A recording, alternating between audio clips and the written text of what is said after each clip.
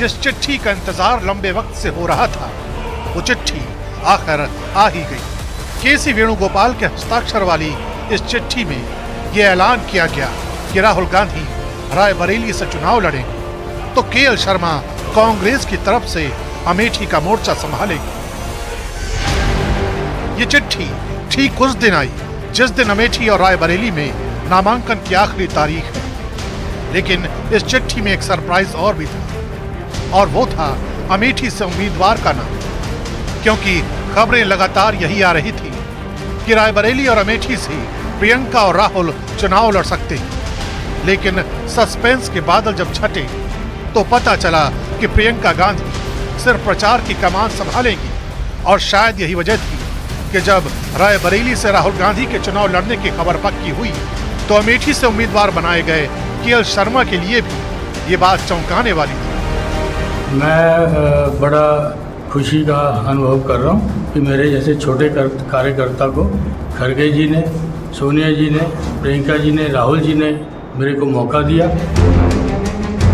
अब रायबरेली में बीजेपी उम्मीदवार दिनेश प्रताप सिंह के सामने होंगे राहुल गांधी और अमेठी में स्मृति ईरानी के सामने होंगे किशोरी लाल शर्मा।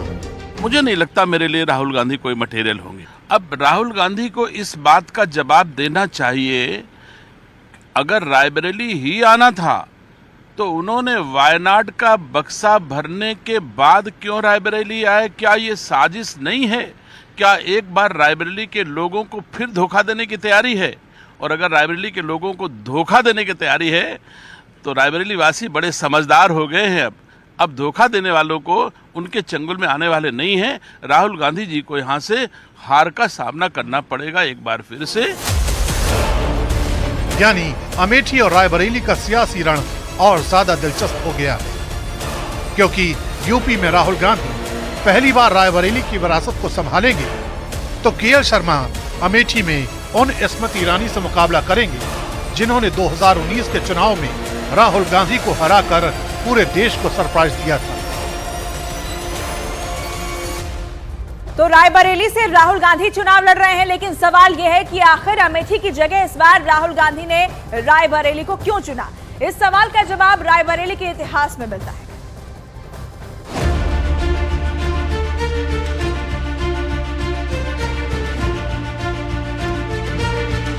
रायबरेली के सियासी रण की तस्वीर क्लियर हो चुकी है। इस सीट से राहुल गांधी बीजेपी के दिनेश प्रताप सिंह को टक्कर देने जा रहे हैं। यानी मां सोनिया गांधी की राजनीतिक विरासत को राहुल गांधी संभालने जा रहे हैं। लेकिन इस खबर के पीछे कई फैक्टर हैं, क्योंकि अमेठी से 3 बार सांसद चुने जाने के बाद 2019 के चुनाव में जब राहुल गांधी स्मृति ईरानी से हारे तो कयास यही थे कि राहुल अमेठी से ही कांग्रेस की राजनीतिक विरासत को संभालेंगे और डैमेज कंट्रोल करेंगे। लेकिन ऐसा नहीं हुआ। एक नई रणनीति तय की गई और वो ये कि रायबरेली से राहुल गांधी को चुनाव मैदान में उतारा जाए। और ऐसा इसलिए किया गया क्योंकि मौजूदा वक्त में रायबरेली कांग्रेस के लिए सबसे सुरक्षित सीट है।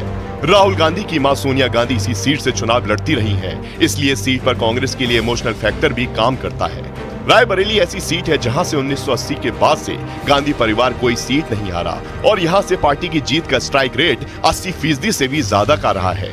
1957 में जब ये सीट अस्तित्व में आई तब से 2019 तक इस सीट पर 16 लोकसभा चुनाव और 2 उपचुनाव हुए, जिसमें से दोनों उपचुनाव मिलाकर 15 बार कांग्रेस और 2 बार बीजेपी और 1977 में बीएलडी यानी भारतीय लोकदल को जीत हासिल हुई। इसके अलावा रायबरेली से चुनाव लड़ने की एक और वजह ये भी है कि 2019 के चुनाव में इस सीट से राहुल गांधी लोकसभा चुनाव हार चुके हैं। उन्होंने क्यों चेंज किया था? गुजरात से बनारस आए थे, जब वो चेंज कर सकते तो उनका अधिकार, हम चेंज करें तो सवाल करो। प्रियंका गांधी जी का उपयोग प्रचार में ज्यादा है कहीं एक सीट से, तो हम अपने हिसाब से काम करेंगे कि उनके हिसाब से काम करेंगे? पूरे देश में सबसे ज्यादा प्रचार कर रही हैं और चुनाव लड़ेंगी तो वहाँ पर समय ज़्यादा नहीं दे पाएंगे। निश्चित तौर से हम लोगों की बहुप्रतीक्षित ये मांग थी और हम लोग चाहते थे कि हम सबके नेता आदरणीय राहुल जी निश्चित तौर से उत्तर प्रदेश से चुनाव लड़ें। सूत्रों के हवाले से खबर ये भी आ रही है कि अगर रायबरेली और वायनाड दोनों सीट से राहुल गांधी जीत जाते हैं तो जिस सीट को राहुल गांधी खाली करेंगे वहां से प्रियंका गांधी को टिकट दिया जा सकता है।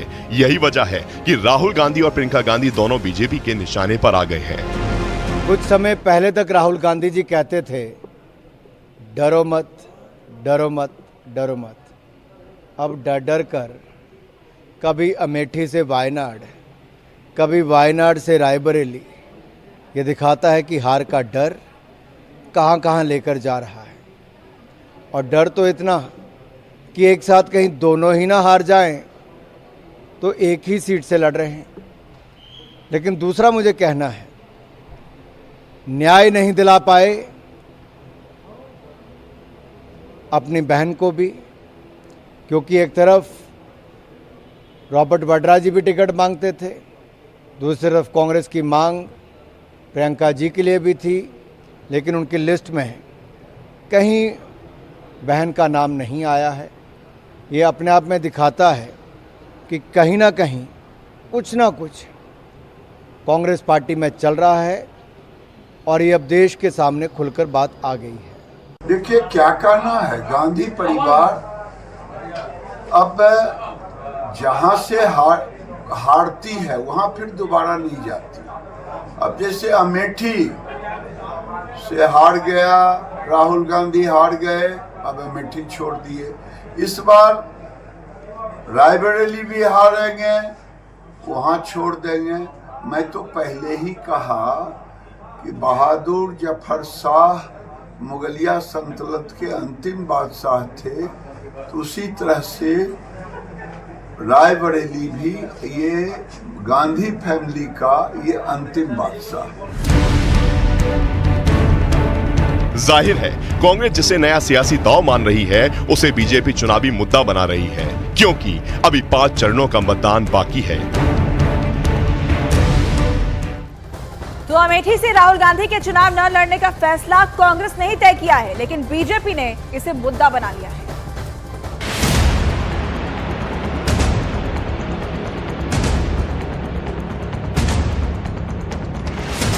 फुर्सतगंज की हवाई पट्टी से जब ये तस्वीरें आईं तो फील गुड वाली फीलिंग के साथ गांधी परिवार दिखाई दी। बहन प्रियंका के कंधों पर राहुल हाथ रखे और उनसे मंद मंद मुस्कान के साथ बातें कर रहे थे।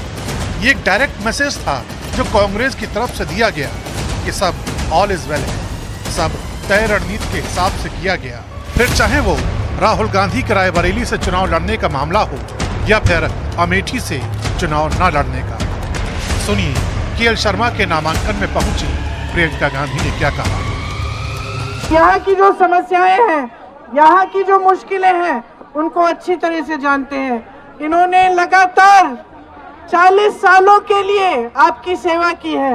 मैंने खुद आंखों से देखा, मैं खुद यहाँ पे आपके साथ मैंने खुद काम किया और इस चुनाव में भी मैं इनके साथ कंधे से कंधा लगाकर चुनाव लड़वाएंगे और आपसे ये उम्मीद रखती हूँ, मैं आपसे ये उम्मीद रखती हूँ कि आप भी हमारे साथ कंधे से कंधा लगाकर इस चुनाव को लड़वाएंगे और किशोरी जी को जिताएंगे।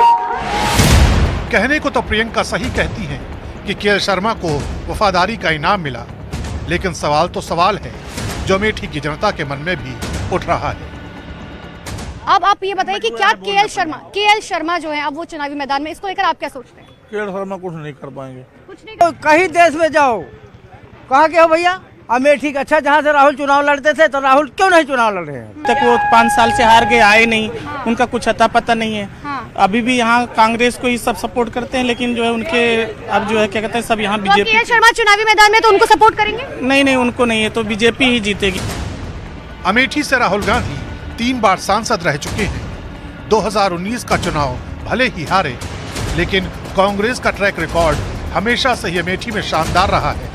16 लोकसभा चुनावों में पार्टी 13 बार चुनाव जीत चुकी है। यही वजह है कि बीजेपी ने राहुल गांधी को डर वाले फैक्टर पर घेर लिया है। मेहमानों का स्वागत है। हम लोग अतिथियों के स्वागत में कोई कसर छोड़ेंगे नहीं। इतना ही कह दूं कि अमेठी से गांधी परिवार का ना लड़ना इस बात का संकेत है कि कांग्रेस पार्टी चुनाव में एक वोट पड़ने से पहले ही अमेठी से अपना हार स्वीकार कर चुकी है। कांग्रेस कार्यकर्ता अपने नेता के अमेठी में लड़ाई छोड़ने के बाद हताश महसूस कर रहे हैं। वे यही कह रहे हैं कि डर के भाग गया। इस झटके से कैडर उभर नहीं पाएगा। कल्पना कीजिए कि अगर वो रायबरेली से भी हार गए, जो अब तय है। कभी कांग्रेस में रहे आचार्य प्रमोद कृष्णम ने भी राहुल गांधी के अमेठी से चुनाव न लड़ने पर तंज कसा है कि जो आदमी रोज नरेंद्र मोदी को चुनौती देता था, रोज अपने कांग्रेस के कार्यकर्ताओं से कहता था, रोज देश की जनता से कहता था डरो मत, डरो मत, वो खुद डर गया। मुझे लगता है कांग्रेस का दुर्भाग्य है। लेकिन कांग्रेस नेता अशोक गहलोत यही कह रहे हैं कि जो कुछ हुआ सब सोच समझ कर किया गया। शानदार फैसले हुए हैं, सब खुश हैं। राहुल चुनाव लड़ने रायबरेली से कार्यकर्ता में उत्साह का संचार हुआ। लड़ाई देख रहे हैं, दोनों चुनाव जीतेंगे बहुत भारी बहुमत से। फिलहाल बीजेपी राहुल गांधी के अमेठी से चुनाव न लड़ने को बड़ा मुद्दा बना रही है। राहुल गांधी जी और गांधी फैमिली को साहस नहीं हो रहा है अमेठी रायबरेली लड़ने का, लेकिन किसी ने समझाया होगा कि श्रीमती सोनिया गांधी जी पिछली बार इतने वोटों से जीत गई थी, इसलिए तुम अमेठी मत जाओ, रायबरेली चलो। लेकिन रायबरेली में अमेठी से भी बड़ी पराजय से राहुल गांधी जी की होने जा रही है और यह चुनाव में बहुत मजा आ रहा है कि अब कांग्रेस के जो अपने को सर्वे सर्वा समझते हैं श्री राहुल गांधी जी वो रायबरेली में हैं और सपा के जो मुखिया हैं वो कन्नौज में हैं। और मैं यह मानता हूं कि हम यह दोनों सीटें तो बहुत अंतर से जीतेंगे ही, इस बार 80 की 80 सीटें जीतेंगे। यूपी का माहौल मोदीमय हो चुका और पुराना रिकॉर्ड भी हम तोड़ने जा रहे हैं। ऐसे अमेठी के बजाय अब वो रायबरेली से जा रहे हैं, तो रायबरेली की जनता भी उनका इंतजार कर रही है कि कांग्रेस ने जितने विकास में अवरोध पैदा किए, जितनी मोदी जी के बारे में हल्की बातें कही, एक एक बातों का हिसाब कांग्रेस को देना पड़ेगा और निश्चित हार रायबरेली से भी राहुल गांधी की होने वाली है। और प्रियंका जी ने तो पहले हार के पहले ही अपनी एक तरह से इसको हमारी भाषा में कहते हैं कि रण के पहले रण छोड़ हो गई, तो किसका क्या कर सकते हैं। किसी को कहाँ चुनाव लड़ना वो सब व्यक्ति का अपना अधिकार है, लेकिन अमेठी से भाग रहे हैं उसका मतलब ये है कि उसको अमेठी की और यूपी की प्रजा पर भरोसा नहीं है।